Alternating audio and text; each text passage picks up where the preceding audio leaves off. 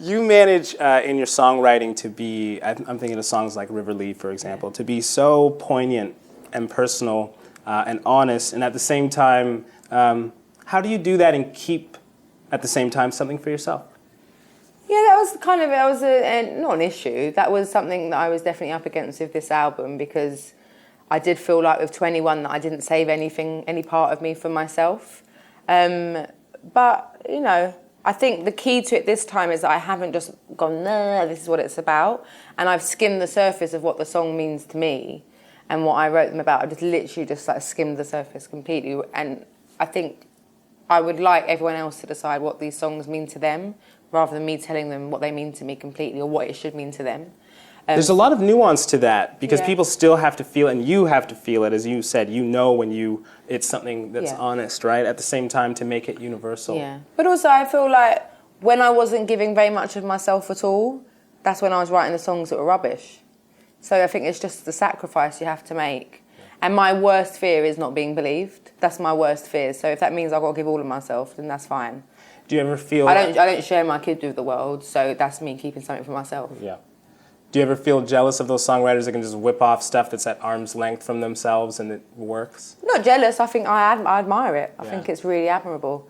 And I think that's a talent in itself. The thing that moved me most about the album is the nostalgia in the album. And I heard this question of, how does one move forward well?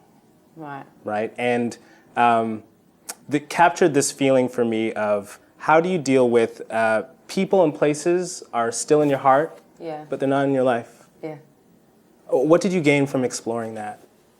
Just the ability to move on, I think. I feel like in order to move forward, you have to deal with things. You can't just hide them. And I feel like my whole life I've just swept things under the carpet and stuff like that. Whereas by dealing with it all, which is because I was a parent and I only have so much capacity for junk now, I had to do those things. And it was great because it made me realise actually that all of the things I was holding on to, good and bad, they weren't that good and they weren't that bad. And it was just life, you know. So it made it a lot easier to let go. What do you mean?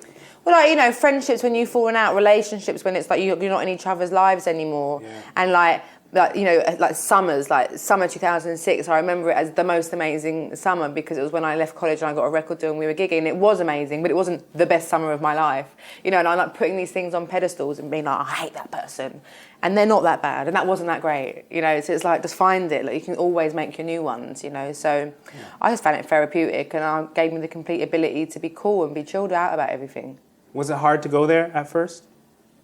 No, it was fun because I just had a kid and I couldn't remember who I was. I was lost in my own wilderness, you know, with like milk in my hair and stuff like that, tripping over my breasts and stuff like that. Do you know what I mean? So I was like, who am I? And then, you know, revisiting all those things made me find my identity. So you're already feeling pretty vulnerable. Yeah.